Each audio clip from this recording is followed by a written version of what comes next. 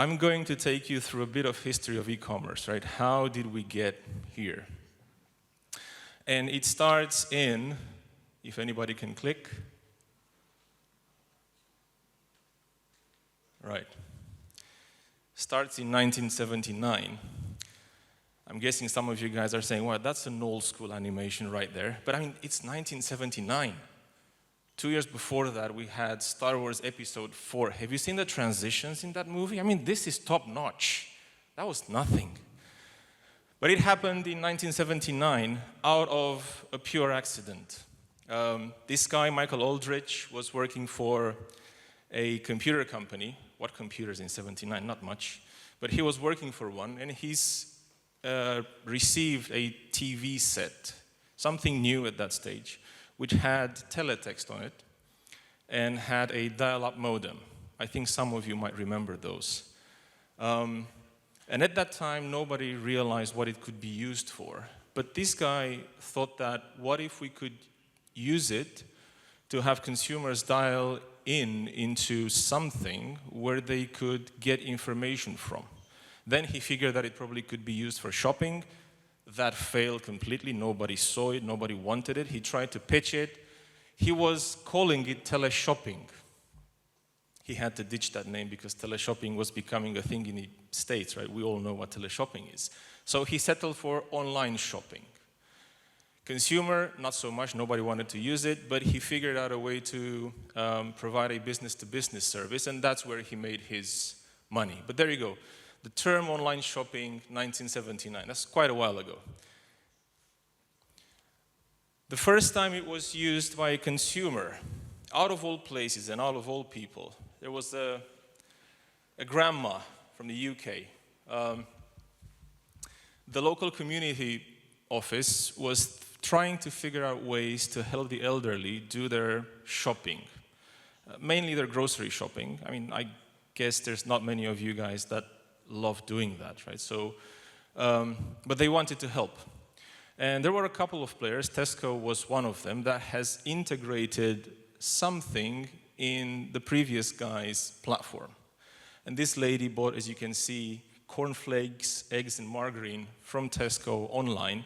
Payment was in cash. There was no electronic payment available at that time for this type of shopping. But it worked. And that's your first consumer purchase ever in what we call today e-commerce. Then, 1994, another big moment, again coming out of nowhere. The history of this is a bit murky. I mean, it clearly happened, but nobody really says how. But what happened was this guy sold a CD of Sting, something like $15, I think. And he sold it to somebody who paid it via a card.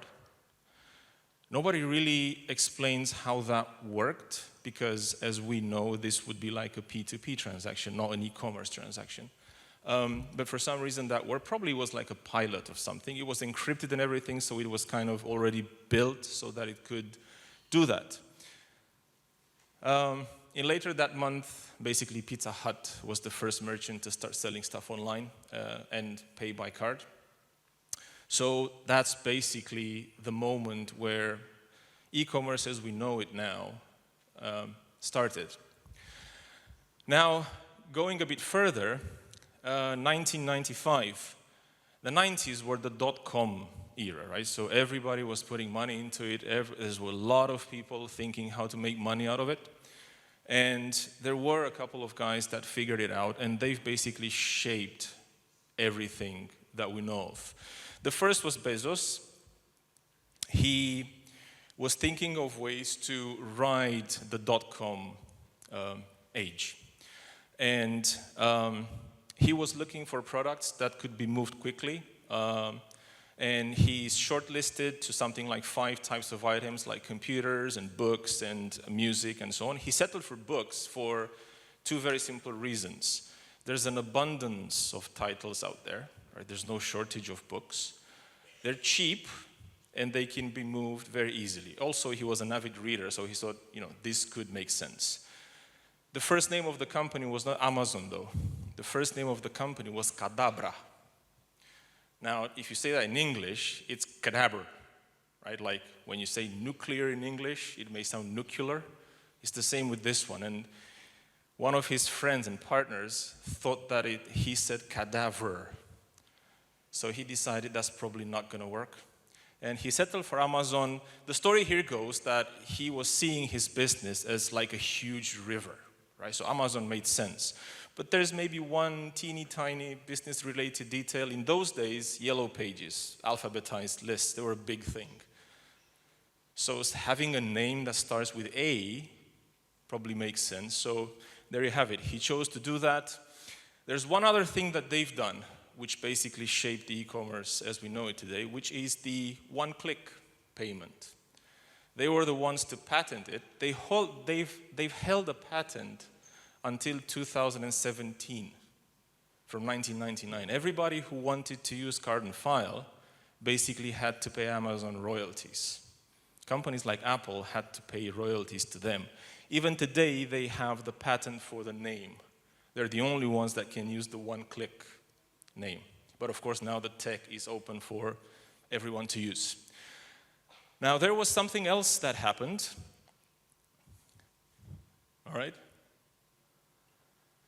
This other company, eBay, was founded by a French immigrant. He was a student back then. Actually, he was not anymore. He dropped out of school because he wanted to get into business. And he's formed like 4 companies. And one of them was called Auction Web. It was a place where he wanted people to sell and buy stuff. Like regular people, it was not merchants, it was just people. And his point there was, people can be trusted, right? That's the problem with P2P transactions. I mean, how the hell do you know if you're getting what you think you're getting? And he thought, no, I think most people can be trusted. We'll figure out a way to do it. The first thing he sold was a broken laser pointer, right? And he listed it at an auction for $1. It was bought for a bit over $14. And he called the guy, dude, you realize it's broken? And the dude said, yeah, but I collect broken laser pointers. Awesome, let's make a business out of this, right? 3 years later, they have listed the company, and him and his partner became billionaires, and now it's like a huge business. And yeah, it's a place where you can pretty much find anything. He stayed short of things like drugs and guns and stuff, but everything else you can probably find on eBay. Now, there was one other thing that eBay did. They needed a payment method. And fast forward to 2001,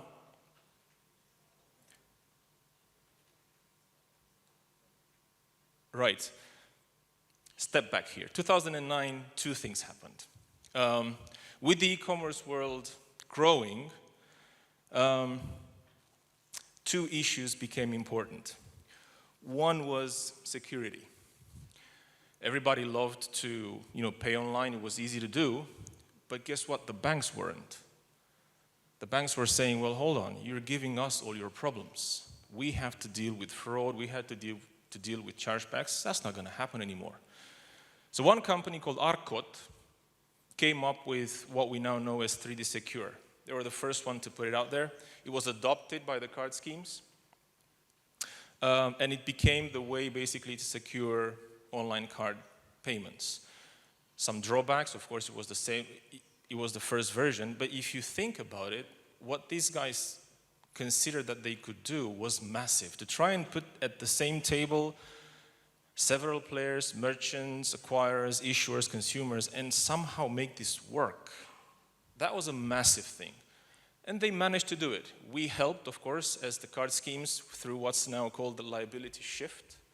It sounds very clinical, but basically it helped the whole thing take over. So this was one problem, fraud security. The other problem was user experience. And there was one company that figured out a way to do it. Now, you all know how PayPal works. I'm not going to spend time there, but there's something interesting which is still, I think, current today. PayPal actually did not start as PayPal, and it did not start as a payment company. They started as a digital application security something. It was called Confidis, if I remember correctly. It was founded by Peter Thiel. It was also the guy that helped Mark Zuckerberg start Facebook when it became like a proper corporation. If you've seen one of the whatever Zuckerberg movies, the character I think was played by Justin Timberlake. If you like movies, maybe that's one to watch. So they founded that company. They became a payment company sometime in 2000. But then there was another person who was interested in electronic payments, Elon Musk. He had a company called X.com. I mean, history repeats itself, doesn't it? And they've bought PayPal. Well, what was PayPal at the time? It was much smaller. And he was the one that became the CEO and brought it to where it is today. So the PayPal that we know now was launched in 2001, and in 2002 was bought by eBay, which, as I was saying, they needed something to make sure that payments happen in a more secure way between participants, and that any consumers who are not honest cannot really make it through. But these two things were huge. One was focusing on the UX and trying to figure out the security within their own platform. The other one trying to bring all participants at the same table and make sure that they can work properly. And then 2006 came. This came too soon. But this is the moment that basically changed everything. Because from a user experience perspective, nothing was the same after this. Much smaller screen, much harder to read text, much more difficult to input text, although if you compare it to what was before them, I mean, this was light years away. But this basically shaped, again, the world of e-commerce as we know it today. So basically, if we look at what happened, we're having a transition, and this is already happening. This is still part of history here. But we're going from the big screen to the small screen and to the no screen. But with one caveat. Now the scale is huge. If 20 years ago, losing 15% of your transactions was actually awesome, 85 were going through. Now, if you lose 5%, that's huge money. And as you know, the e-commerce world is dominated by some very big players, and this happens everywhere, right? Still the big players are there. And if they lose 5%, if they lose 1%, that's hundreds of millions. So something had to be done, and something has to be done to make this work in the modern world that we live in today. And that's basically one thing. We need to shift from the old way where, we were trying to make a compromise between security of the payment and the UX. Somehow things were working out. Not perfect, but okay. Conversion, which is basically the main word in e-commerce, was okay. Nothing to bring home about, but not bad. But this needs to change to a world where conversion is great. It's as similar as the physical world, right? And this basically means that there can be no compromise in it. Now, luckily, as opposed to 20, 30, 40 years ago, now there's technology to make this happen. And there's two things which are happening today in the payment world. One is tokenization, which I'm sure everybody has heard about. It's being used by Apple Pay, Google Pay, all the pays out there are using this, which is a very simple thing. Let's replace the card number with another card number, which is not known by anybody else, with added security on top. Pretty straightforward. The other one is authentication. How do we make sure that the consumer is who he or she says he or she is? And there's 4 things here. First is, in the e-commerce world, there's 2 types of checkout. There's the registered checkout, which has been around for a long time. Amazon used it with their one-click. PayPal used it.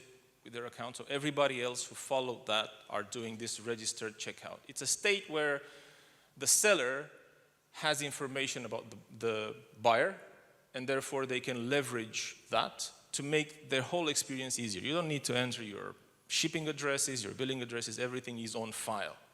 This was done for a long time. What tokenization does here is basically ensure that on top of that, which is the merchant, this is the seller side, it ensures that the banks are also part of this process. So it's not enough that the merchant knows who I am, my issuer needs to know who I am as well.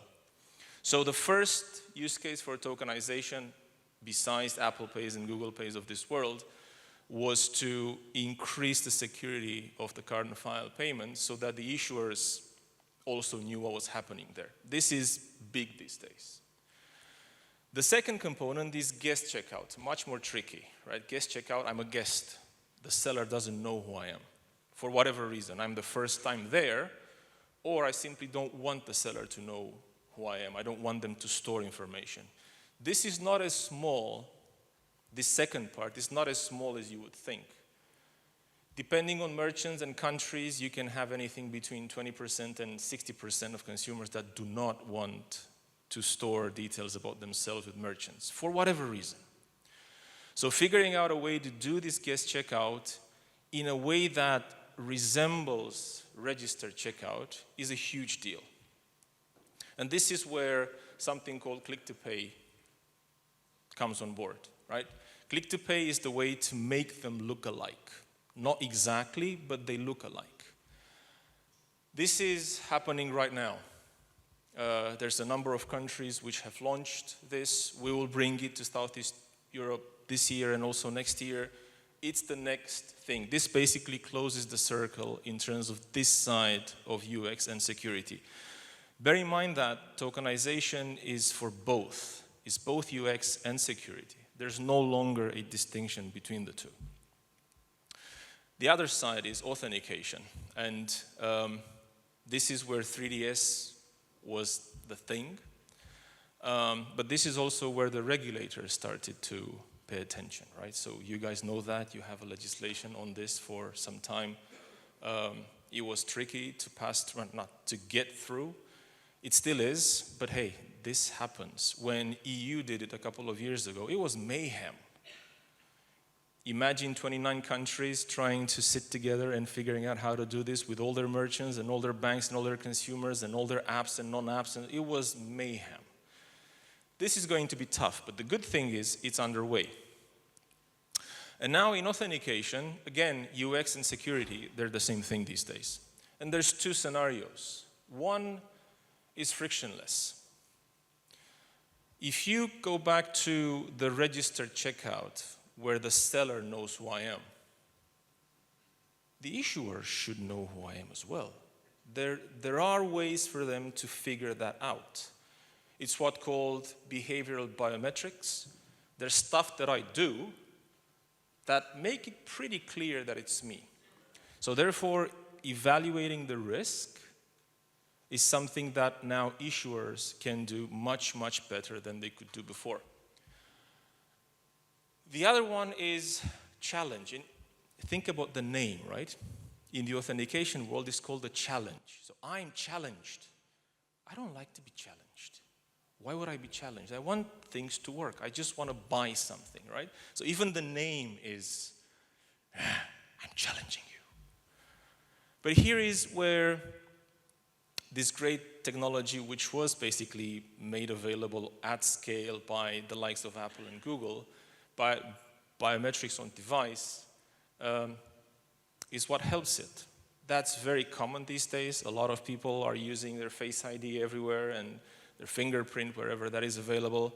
And that's now made its way into this authentication in a way that actually works. This was not there a few years ago.